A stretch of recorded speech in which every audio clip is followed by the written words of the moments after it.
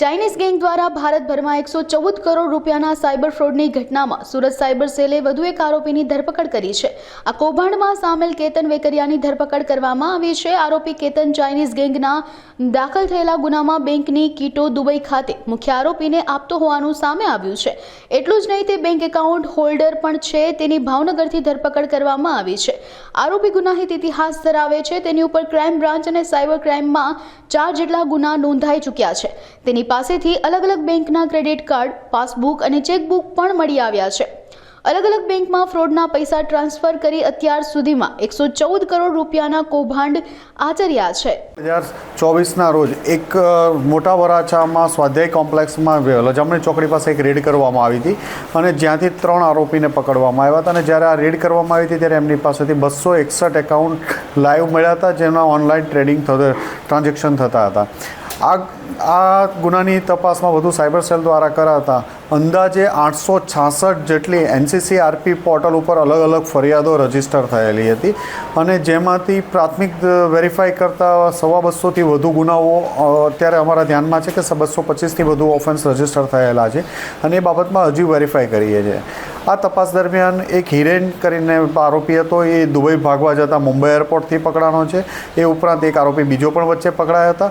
5 આરોપીની આ કેસમાં ધરપકડ થઈ ચૂકી છે અને આમાં 111 કરોડ જેટલાના ટ્રાન્ઝેક્શનો અલગ અલગ લેયરથી મળ્યા હતા, જેમાં દુબઈ, ચાઇના વગેરે કનેક્શન પણ આ કેસ દરમિયાન મળ્યું હતું। આ ગુનામાં કેતન વેકરિયા, જે અજય તળાજિયા અને મિલન વાઘેલા સાથે મળી અને મુખ્ય જે ટ્રાન્ઝેક્શન કરતો હતો એકાઉન્ટ પ્રોવાઈડ કરવાનું, એ કેતન વેકરિયાને ગઈકાલે સાયબર સેલની ટીમે ભાવનગર જિલ્લાના ઘેટી ગામેથી પકડી પાડ્યો છે। એની સાથે એક નાનું કરીને બીજો પણ આરોપી બીજો મળી આવ્યો છે। આ નાનુના બંને જ્યારે મિલનને એના ગ્રુપને એકાઉન્ટ પ્રોવાઈડ કરવાનું કામ કરતા હતા। અલગ અલગ એ ભાવનગર જિલ્લાનો રહેવાસી છે, મોટા ખોટવડા જે મુવા તાલુકાનું ગામ છે ત્યાંનો રહેવાસી છે। ભાવનગર જિલ્લાના અલગ અલગ જગ્યાએથી લોકોના એકાઉન્ટ, બેંક એકાઉન્ટો ત્યાં ખોલાવતો હતો। અહીંયા સુરતમાં રહે છે તો સુરતથી અલગ અલગ જગ્યાએ એકાઉન્ટ ખોલાવતો હતો। એના ઘરે સર્ચ કરતાં કેતનના ઘરેથી પણ ઈટોમાં એવી રીતે છુપાવેલી કીટો મળી આવી હતી જે તે દરમિયાન રેડ દરમિયાન, જેમાં 24 કલાકથી વધુનું પંચનામું થયેલું હતું। આનાથી કેતનના મળવાથી એક નીચેનું જે સિન્ડિકેટનું લેયર છે કે કેવી રીતે લોકો પાસેથી બેંક એકાઉન્ટ મેળવવામાં આવતા હતા, કોને કોને આપવામાં આવતા હતા, બેંકમાં કઈ રીતે ખાતા ખોલાવવામાં આવતા હતા, એક વધુ પૂરી ડિટેલ મળી શકશે અને એમની ધરપકડ કરી અને બેંક કાલે રજૂ કરશું કોર્ટમાં અને આજે રિમાન્ડ દરમિયાન આગળની તે પૂછપરછ કરશું। કેતનને એ લોકો જે સામાન્ય લોકો પાસેથી એમની નીચે કેતને પોતાની નીચે અલગ અલગ એજન્ટો રાખી અલગ અલગ એ વિસ્તારના લોકો પાસેથી ખાતા ધારકને 15, 20, 25 હજાર જેવી એમાઉન્ટ આપી અને એમના ડોક્યુમેન્ટ સાથે જ એમના ઓરિજિનલ એકાઉન્ટો ખોલાવી આપેલા છે અને પછી આ લોકો કેતનની આગળ એકાઉન્ટો મિલનને આપતા હતા। ઠગાઈ સાયબર ક્રાઇમની જે ગેંગો દુબઈ, અલગ અલગ ચાઇનાની ગેંગો છે, એ અલગ અલગ ચાઇનીઝ ગેંગો દ્વારા સાયબર ક્રાઇમના ફ્રોડના નાણાં સેકન્ડ અને થર્ડ લેયરમાં અલગ અલગ એકાઉન્ટોમાં ટ્રાન્સફર થાય।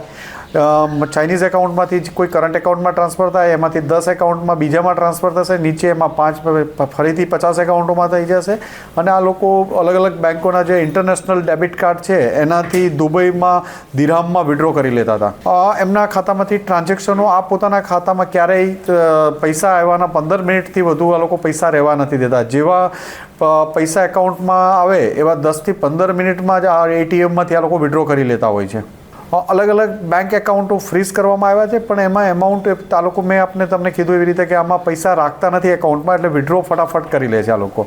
આમાંથી જે આપણને પહેલાં 600 એકાઉન્ટ જેવા મળ્યા હતા, પાછળથી 300 એકાઉન્ટ મળ્યા, તો એમાંથી એ બધા જ એકાઉન્ટો ફ્રીઝ કરાવી દેવામાં આવ્યા છે। એમાં 300-400 એકાઉન્ટ તો પહેલેથી ફ્રીઝ હતા અને બીજા એકાઉન્ટો ફરીથી સાયબર ક્રાઇમ સેલ દ્વારા ફ્રીઝ કરાવવામાં આવ્યા છે અને જેમના વિરુદ્ધમાં 866 તો પહેલાં ફરિયાદો હતી NCCRP પોર્ટલ પર। હવે અત્યારે વધુ ફરિયાદો જે નવા 300 એકાઉન્ટની છે એ પણ વેરીફાઈ કરીએ છીએ કેટલી થાય છે। પૂછપરછ દરમિયાન 125 જેટલા એકાઉન્ટ તો પ્રાથમિક પૂછપરછ દરમિયાન ધ્યાનમાં આવે છે કે 125 જેટલા એકાઉન્ટ એના આજુબાજુના એકાઉન્ટો આ લોકોએ પ્રોવાઈડ કરી આપ્યા છે। સાયબર ક્રાઇમની ઘટનાને અલગ અલગ આપણા ભારતીય, બાંગ્લાદેશી, પાકિસ્તાની લોકો જે આ સાયબર ચાઇનીઝ ગેંગો હોય છે એની સાથે બેસી અને અલગ અલગ પ્રકારના સાયબર ફ્રોડ આચરતા હોય છે।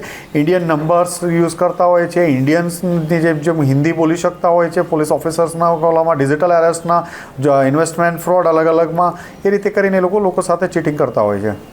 પોલીસ ડિપાર્ટમેન્ટ દ્વારા અવેરનેસના વારંવાર લોકો સાયબર ક્રાઇમનો ભોગ ન બને એના માટે અવેરનેસ માટે પોલીસ સતત પ્રયત્નશીલ હોય છે અને અવેરનેસના અલગ અલગ પ્રોગ્રામ રાખવામાં આવે છે.